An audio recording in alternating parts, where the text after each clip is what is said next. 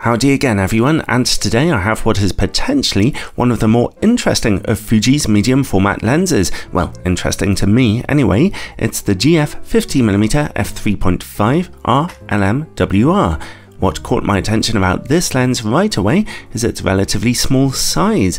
Despite being mirrorless in design, Fuji's medium format cameras and lenses are still pretty gigantic comparatively, so to have a smaller, lighter lens on your camera is pretty refreshing.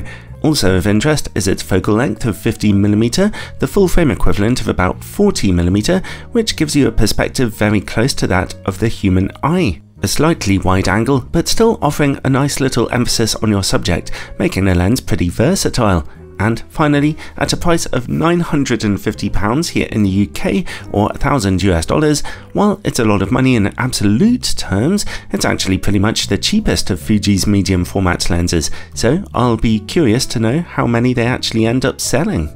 I'd like to thank Fuji UK for loaning me this lens for a week for testing, although as usual this is a totally independent review. The lens's body seems to be mostly made of metal with some high quality plastics in there.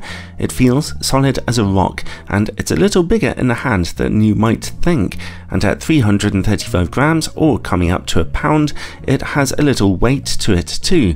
It's well weather sealed though, including a weather sealing gasket at the rear. Towards the back we get one of Fuji's nice plastic aperture rings with positive clicks every third of an f-stop and a mechanism to lock you in either automatic or camera controlled mode, which is also helpful. In front of that we get a rather thin rubberized manual focus ring. It's electronically coupled with the lens's focus motor, and while the ring turns very smoothly, the focus motor responds to being turned a bit jerkily. Some good news for video makers though is that the lens displays very little in the way of focus breathing, keeping its focal length fairly steady as you focus in and out. Not that it has a super long focusing range though. The lens's autofocus system is lovely and quick and perfectly accurate in my tests. The motor emits a very quiet whirring sound, which may get picked up by the camera's microphone just slightly, but won't really be audible to anyone past that. The lens has a 62mm filter thread, and it comes with a somewhat unattractive conical metallic lens hood, which has its own 43mm filter thread. I imagine it should offer just a small amount of flare protection, but not very much. Overall though, perfectly lovely build quality here for your $1,000. But what about image quality? Let's challenge this thing by testing it on a Fuji GFX100 Mark II with its 102 megapixel sensor. In-camera corrections are turned on for this test. At f3.5 the lens's sharpness is great, contrast is just good though. The corner image quality is looking a little rough here though, although considering we're shooting at 102 megapixels that's somewhat forgivable. However, stop down to f5.6 and all those optical problems are swept away, leaving you with excellent image quality in the corners with tons of sharpness and contrast. Nice! In the middle of the image we're seeing excellent contrast now too. The lens stays this sharp down to f11. At f16, f22 and especially f32, softness from diffraction really starts to kick in. So overall, the lens is putting in a good enough performance at f3.5, but a mind-blowing one from f5.6, and that's even up against the challenge of one of the highest resolution sensors on the market today. For the cheapest lens on the system, that's pretty encouraging. Okay, let's bypass Fuji's in-camera corrections by shooting in RAW and take a look at distortion and vignetting.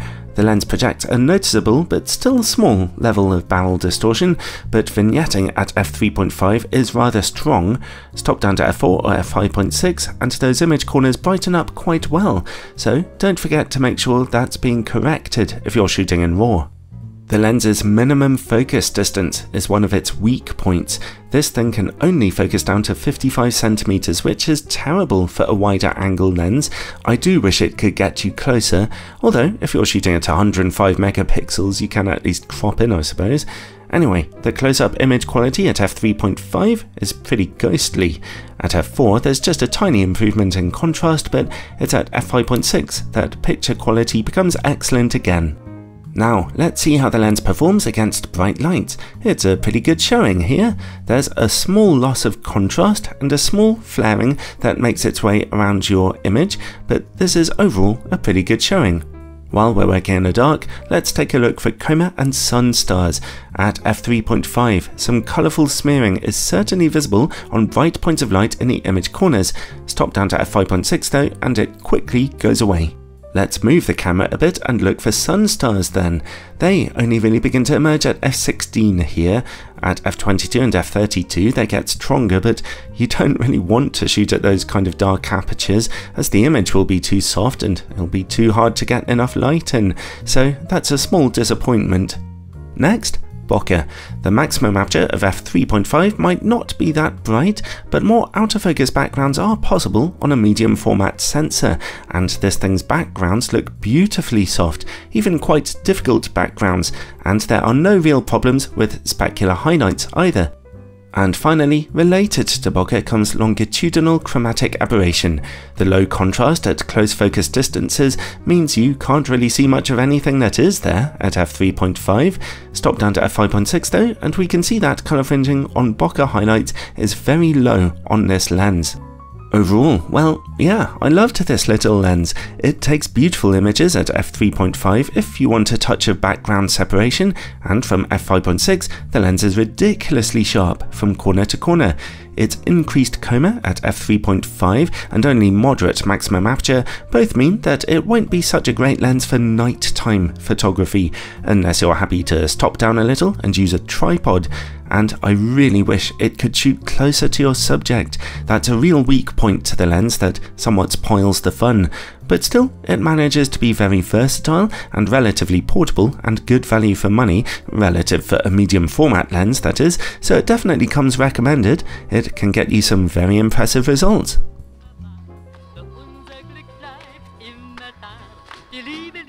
Thanks for watching everyone. I love putting these videos together even though they're pretty time consuming, and I love testing out those crazy medium format lenses even if they're a bit of a luxury item that I'll never be able to afford myself.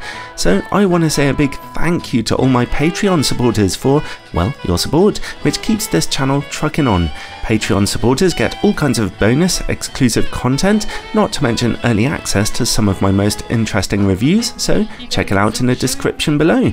Oh, and don't forget to check out my new playlists, which are there to help you find the lenses you need to know about for your camera system. Ciao for now, everyone. Der Frühling ging als Sommer war, doch unser Glück bleibt immer da. Die Liebe, Liebe, Liebe ist wunderbar. Darum strahlen heute Nacht die Sterne so hell, die Luft ist so wild, mein Herz schlägt so schnell. Ich sag dies, weil du so nah bei mir bist.